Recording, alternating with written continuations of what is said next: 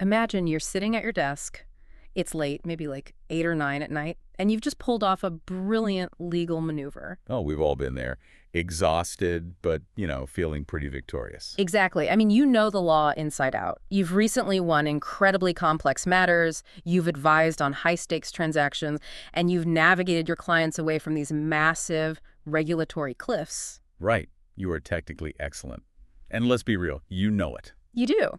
But despite all of that elite expertise, you have this quiet, persistent frustration just kind of building up in the background. Because the admin side is falling apart. Yes. Somehow, matters still drift.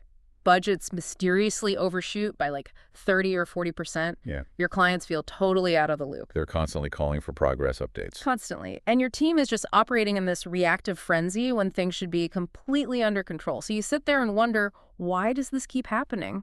What's fascinating here is that the root cause of this widespread frustration has absolutely nothing to do with a lack of legal expertise. Right. It's not the law itself. No, not at all. When matters drift, the instinct is often to assume someone just didn't understand the law well enough.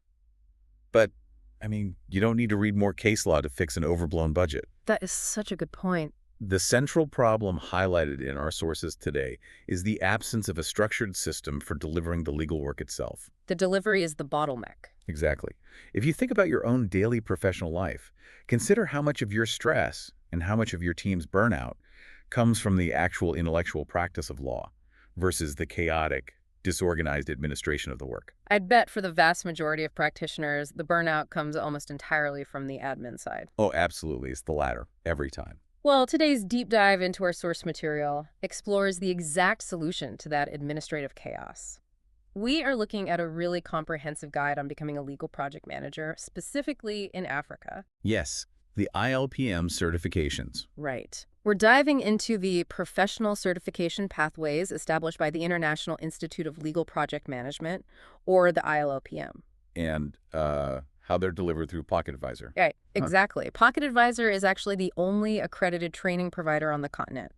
So the mission of this deep dive today is to figure out how legal professionals can stop the drift, protect their margins, and actually deliver their expertise efficiently.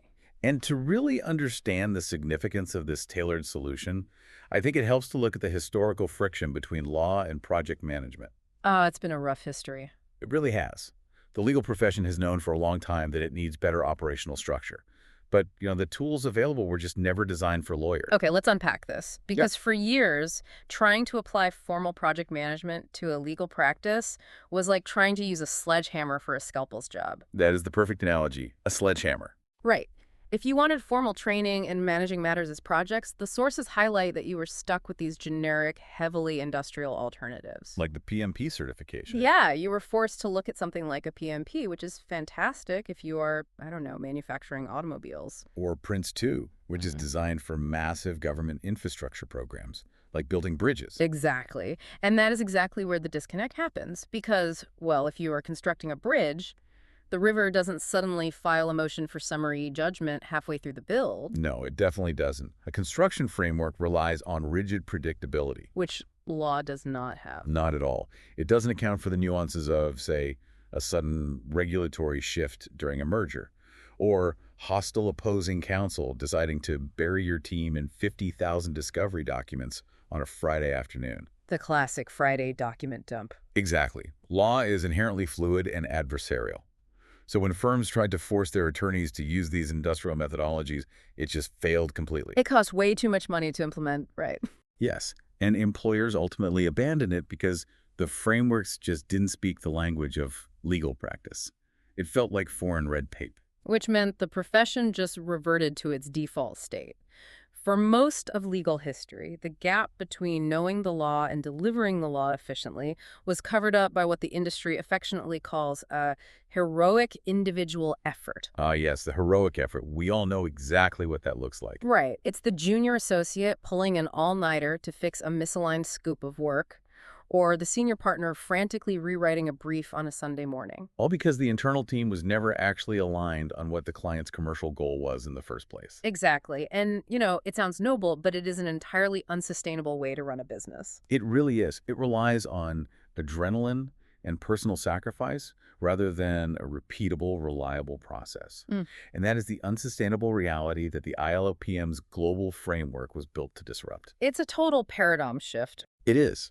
Because this isn't a generic manufacturing methodology that someone just retrofitted with legal terminology. It's a framework built from the ground up specifically for legal practice. Right. And now that we have a tool built specifically for the legal field, how do you, the listener, actually use it? Because the sources outline two distinct internationally recognized pathways depending on your role. The LPP and the LPA. Let's break down the LPP first, the Legal Project Practitioner designation. This one is for the qualified attorney. We're talking active practitioners with an LLB, partners, or in-house counsel. People actively practicing law. Exactly. It proves you haven't just learned the theory, but you can actually apply the IILPM framework in a real high-pressure practice environment. Which is what corporate clients are actually demanding now. They want to know the partner leading their litigation can keep it on budget. But let me play devil's advocate here for a second. What if you aren't an attorney? That's a great question. Right. I mean, are you just left out of this operational revolution if you don't have an LLB? Not at all. And that's where the Legal Project Associate, or LPA designation, comes in. Okay, so who is the LPA specifically for? Well, if we connect this to the bigger picture, the delivery of legal services is fundamentally a team sport. It's an entire ecosystem. Exactly. The LPA designation is built specifically for legal support professionals. We're talking paralegals, practice managers, compliance staff, legal technologists. The people keeping the engine running. Yes. And the sources also note it's an ideal reentry point for attorneys returning to the profession after a career break. Oh, that makes a lot of sense. Because you cannot have a senior partner trying to run a matter using the ILPM framework if their paralegals and practice managers are still operating in the old chaotic model. Right. Everyone has to be aligned. So the LTA isn't just like a dismissible stepping stone. Definitely not. It is a substantive, internationally recognized qualification. It creates a shared operational language across the entire firm. So when the partner talks about a change in the scope, the practice manager instantly understands how that impacts resource allocation. Exactly. It proves competence in matter management. They aren't just taking orders. They're actively driving the delivery engine. Okay, so here's where it gets really interesting. A certification on a resume is only as credible as the training behind it. Very true. We transition from what these designations are to how they are practically earned at PocketAdvisor, because the structure of this applied LPM course is pretty unique. It is. It's fully online, but it is definitely not just a lonely, self-paced video series that you play on mute. Right. You're not just answering emails on your second screen while a webinar drones on. No, the adult brain doesn't adopt new habits that way. The course consists of a 4-step framework broken down across 15 distinct modules. And those 4 steps are define, plan, deliver, and close, right? Yes. And the critical factor is that the curriculum abandons abstract theory entirely. They use real scenarios. Exactly. M&A, multi-jurisdictional litigation, complex commercial drafting. Yeah. You're applying the 4 steps to the exact problems you face at your desk. And there are mandatory live sessions, too, which I found really impressive. Oh, those are non-negotiable. They ensure the rigor of the whole program. The live weekly facilitation sessions are led by Nicolene Shulman-Liu. And she has, what, over 20 years of experience as a practicing attorney? Over 20 years, yes. These aren't just open Q&A periods.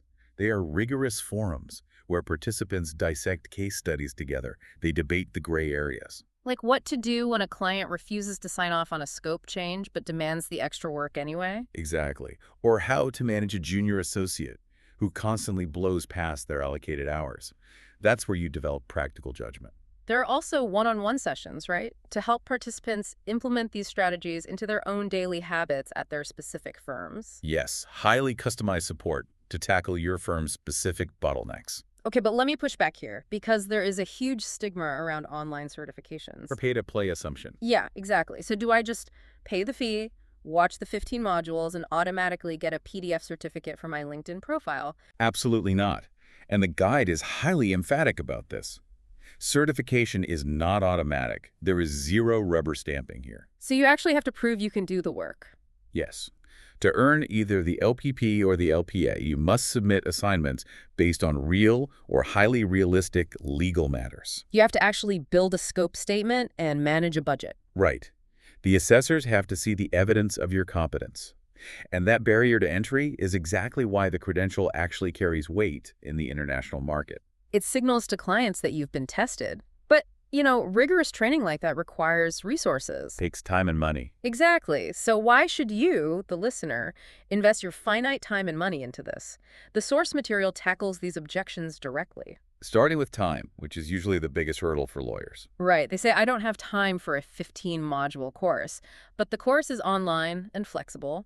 And more importantly, it actually saves the time currently wasted on drifting matters. Think about all those unbillable hours lost to unnecessary rewrites. Or managing anxious clients. And in terms of relevance, you aren't learning to be a software developer. You are using tools built by legal professionals for legal professionals. And this raises an important question about the financial ROI. The guide outlines the course fee at $9,500. Which is a specific number that a firm manager is going to want justified. Of course. But you have to frame it around the cost of not investing. The silent, ongoing costs. Exactly. The source material reveals that a single fixed fee matter where scope creep erodes the margin by 30%, that alone costs more than the course. Wow. Yeah, when you put it like that. Or think about the standard billing write-off. An associate spends 20 hours going down a research rabbit hole that wasn't necessary. And the partner just quietly writes down those hours to preserve the client relationship. Right. One damaged client relationship or one billing write-off completely dwarfs that R9,500 fee. You're already paying a massive disorganization tax. You just aren't getting a certification for it. Exactly. And it's not just about protecting local margins. Mastering this framework brings entry into a global professional community. Spanning across 63 countries, actually. 63 countries. That offers a common language with counterparts in New York, London, Singapore. It completely removes the operational friction of cross-border work. And for those wanting an actionable takeaway, PocketAdvisor offers a free LPM 101 session. It acts as an introduction to the framework, and it actually offers a R1000 discount on enrollment. Which is a brilliant, low-risk way to assess the tool before committing capital. So what does this all mean? We've mapped out the frustration of the delivery gap, the LPP and LPA pathways, and the ROI of the applied LPM course. It all points to a major shift in the industry. It does. Mastering of the law is no longer enough. Mastering the delivery of the law is the new competitive advantage in the African market and beyond. And the window to be a pioneer in this space is finite. And that shrinking window leaves us with a final thought to mull over. We've talked about how this is a competitive advantage for law firms right now. Right. It helps you stand out. But if global clients are beginning to recognize these IILPM standards and share this common matter management language, a shift is inevitable. How so?